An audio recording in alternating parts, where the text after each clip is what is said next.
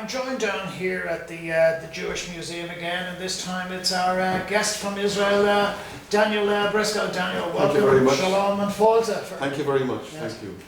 It's a bit of a return home, really. I mean, you grew up in Dublin.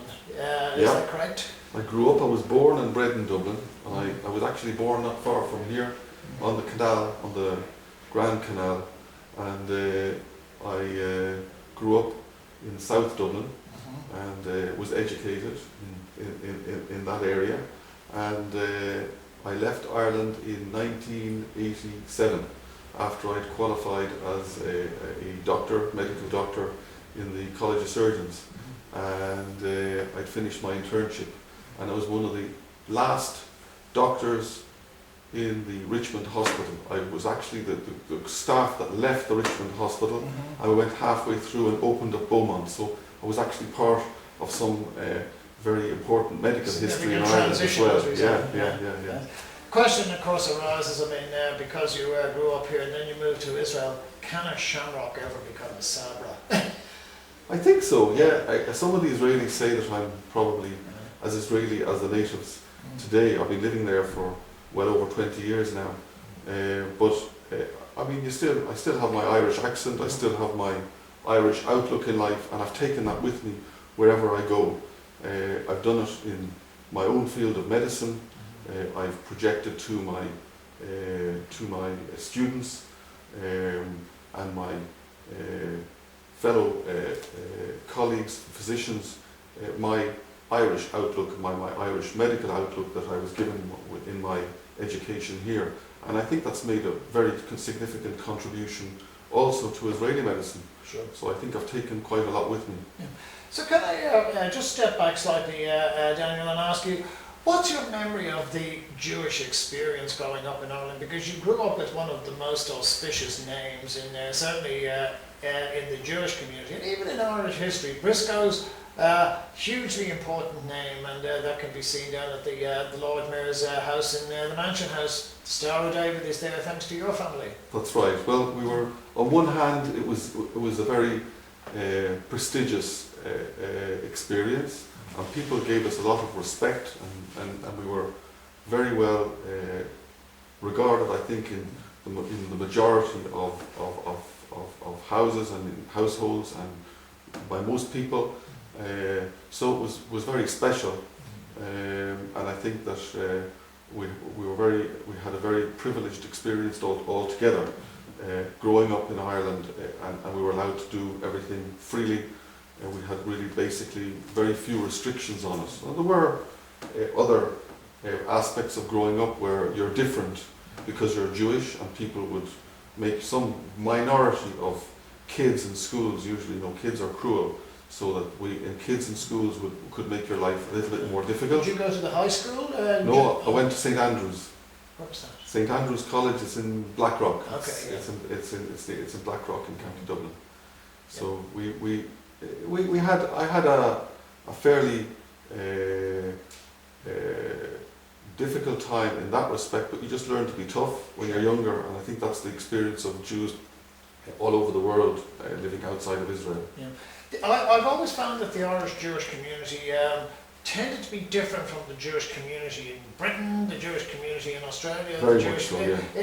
In fact, I often found that there was the difference between that and the wider community was much less. The Jewish community was always visible when I was growing up.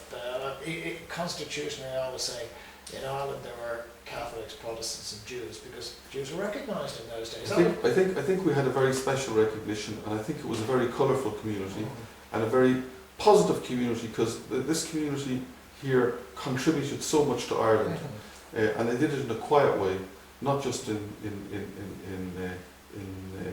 speech. They did made many deeds. They built factories. They were very industrious. They gave employment. They did a lot, and they started from nothing. They basically built. They worked hard. They were hard workers, and they had a very strong sense of loyalty to Ireland. Even I, as a young fella, went into the FCA, and I used to go down to the camp in the army, and I was very loyal, and still am very loyal to Ireland. I think we were all brought up with this very strong Irish feeling and of belonging here. People, on that basis then, Daniel, I mean, people don't tend to appreciate the Jewish contribution to what I would call at least independent Ireland. I mean, when I tell people from abroad that Dublin has had 2 Jewish Lord Mayors, it's always Cork has had a Jewish Lord Mayor as well, Gerald Goldberg. Is the community here reticent about blowing its own trumpet or blowing its own shofar to a certain degree? I don't think so. I think they were just too busy. I think they were busy doing things, and I mean, you've had a lot of Jewish charities which give to everybody. So people always think there were people busy collecting charity to help people in wheelchairs or to do all sorts of, not Jewish people, but non-Jewish people.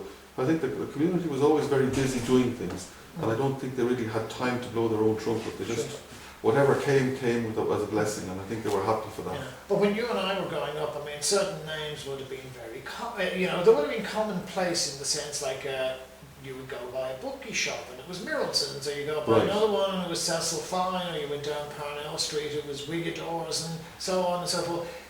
We just saw these as names in the sense that you didn't ever think, oh, that's the Jewish bookie and that's Well, that was what was special. That was that's what I'm saying. It wasn't so much an assimilative, but it was almost like morphed into the wider community, but retained one's identity. That's right. People had retained their identity, and they had basically become part of Ireland. Very much so. They very much became part of Ireland. If you look at all the Jewish people, they spoke with Irish accents like me. Yes. They were Irish too. I think the only difference was their religion. So they had a religion which was different to the average Catholic here, but everybody laughed about it, and I think they got on very well. Yes, I mean, often, particularly people who I know well, like Louis Lenton, I mean, his contribution to television here was immense. That's right, but it's just accepted. Yes, but it was just Louis in that. That's why I said to you at the beginning, the majority of the experience here was very positive. So people always focus on the bad things, and there's actually much more of it is the good thing. I would say that 98% is the good things, and maybe even less than 2% is I wouldn't even say we'll get even to 2% is the bad thing. So actually people always focus on the negative things, and it shouldn't be. It's what you're saying is absolutely correct. We were part of the society. Very much. One of my favourite anecdotes is, which is often terribly well known, is the fact that without an Irish Jew, there would have been no Saturday Night Fever. Because the original article was written by a guy called Nick Cohen, who came from Derry or Londonderry, depending on that. That's right. So even on those margins of culture, it's still very important. Very much so, yeah. That leads on to a very interesting point. I'm assuming that when you went to Israel, Daniel, you made Aliyah. Yes. Yes, which is to emigrate to Israel, to become a new immigrant. Yes. Well, at the beginning, I went to see how I liked it. Yes. And I actually stayed on a visa for a couple of years, and I went and I practiced medicine. I met my wife, I got married, and I stayed on. That's the same story as with a lot of Irish people who go to the United States or to go to other countries. Yeah. Although, but I did have a special feeling towards Israel, and I wanted to see how it was. I thought it was a very historic time for Jewish people that they were going back to their land. They were from the land of their ancestors, and to go back and have this opportunity which we basically hadn't had for 2,000 years was something very, very unique. Something to ask you on that one then, Daniel. Was there a difference between the perception of your generation and your parents' generation about Israel? Because Israel was relatively new to them, and I asked a friend, a late friend, we probably both know, Nick Harris, about that. And I said, Nick, did you never consider going to Israel? And he said, Ireland is my home. And I thought that's an interesting one. It wasn't like he was denying the what I would call the right to go to Israel or anything like that. But this is how he felt. This is where his comfort zone was in that regard. And I thought, yep, that's fine. Well, I think you still find that today. There's many Jews living outside Israel, and they find that that's their home.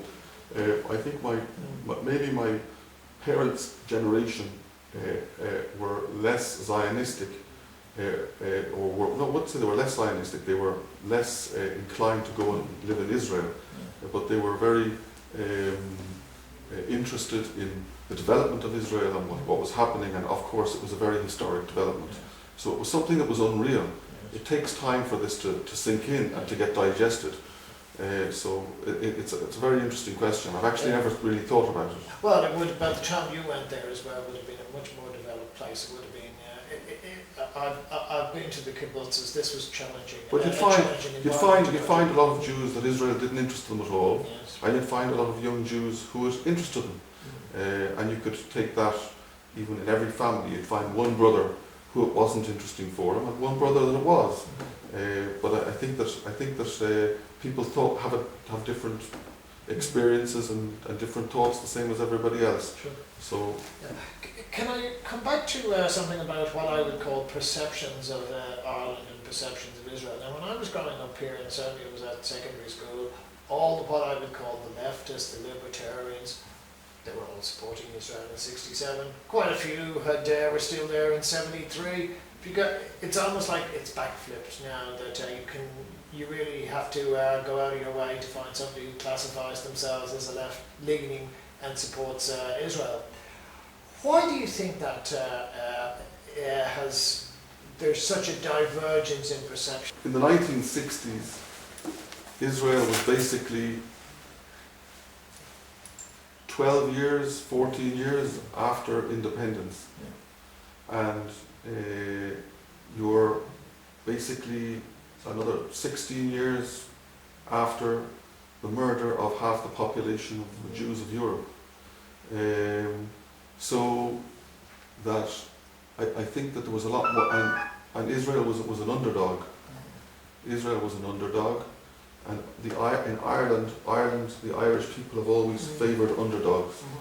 So I think that the perception of Israel as being an underdog was taken away in the 1980s to 2000, especially in the 1970s, even after the '73 war, when Israel was going to be defeated, and people thought that it was the end of Israel.